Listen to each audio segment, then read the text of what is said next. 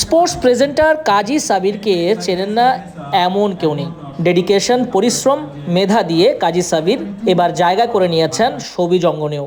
অভিনয় করেছেন শাকিব খানের বন্ধু হিসেবে ঈদুল আজহায় মুক্তিপ্রাপ্ত সিনেমা রকস্টারে।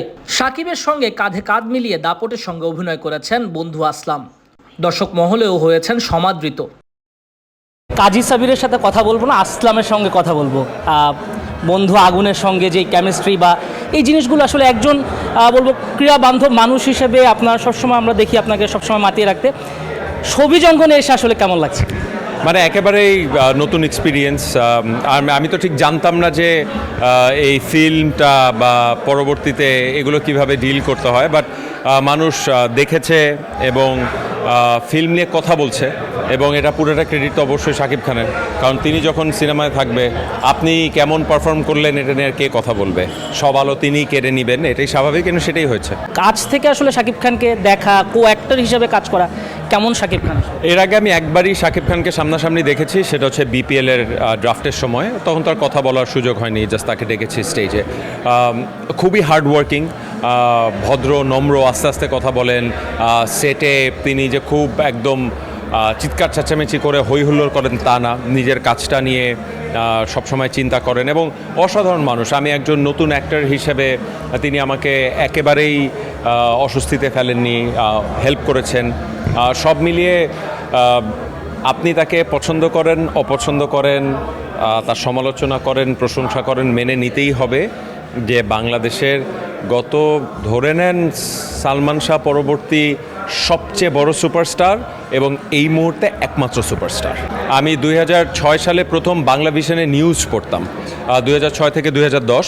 তারপরে চাকরির কারণে আমি আমেরিকান এম্বাসিতে চাকরি নেওয়ার পরে নিউজ পড়াটা পারমিশন পাইনি, তখন থেকে শুধু স্পোর্টসের শো করি। তারপর থেকে তো স্পোর্টসের শো করি, মাঠে তো আসলেভাবে রিপোর্টিং করা হয়নি। আর এই কাজটা সবসময় একটা মানে মজা করে ইচ্ছা ছিল যে বাংলা সিনেমা করব, কমার্শিয়াল বাংলা সিনেমা। এটা যখন কাস্টিং ডিরেক্টর মোহিত তন্ময় বললেন, আমি গেলাম, অডিশন দিলাম, লুক টেস্ট দিলাম। আমি ভাবছিলাম কখনো না কখনো ওনারা বলবে যে ভাইয়া সরি এটা হয় নাই, হচ্ছে না, অন্য কেউ করছে। এটা মেনেই যাচ্ছিলাম, কারণ যাচ্ছিলাম যে ওটা নতুন অভিজ্ঞতা ছিল। তারপরে হঠাৎ নিজেকে আবিষ্কার করলাম এফডিসির ফ্লোরে শাকিব খানের সাথে শট দিচ্ছি। একটা ডায়লগ ছিল যেখানে এটা ফিল্মেও আছে যে শাকিব খান, আপনি যদি সিনেমাটা দেখে থাকেন যে আগুন আর আসলাম তারা বন্ধু, এবং আসলাম আগুনকে আগলে রাখে, আগুনের সব ভুল ভ্রান্তি সব কিছু দেখেও তা সেগুলো ইগনোর করে। তো এক পর্যায়ে আগুন আসলামকে গুলি করে দেয়, তো তারপরে গুলি লাগে। তাকে জিজ্ঞাসা করে যে কেন সবাই ছেড়ে যায়, তুই যাস না? তো তখন সে বলে যে ব্যাক স্টোরিটা, যে আসলে ছোটোবেলায় একবার গুলি করে সবাই আসলামকে বাথরুমে আটকে রেখেছিল, কেউ আসেনি বাঁচাতে, তখন আগুন আসে। তো এই জায়গাটা আমার খুব প্রিয় আর কি। কাজী সাবিরকে আমরা একক রোলে দেখতে পাবো কিনা সামনে? আমি জানি না আসলে, যে সম্ভবত না, কারণ কোনো কারণ নাই আমাকে একক রোলে কাস্ট করার। যদি সুযোগ আসে, যদি কেউ এরকম, সেইটা আসলে ঠিক এটা যেরকম এত চিন্তা করিনি, সেটাও তখন আসলে কি হবে সময় বলে দিবে।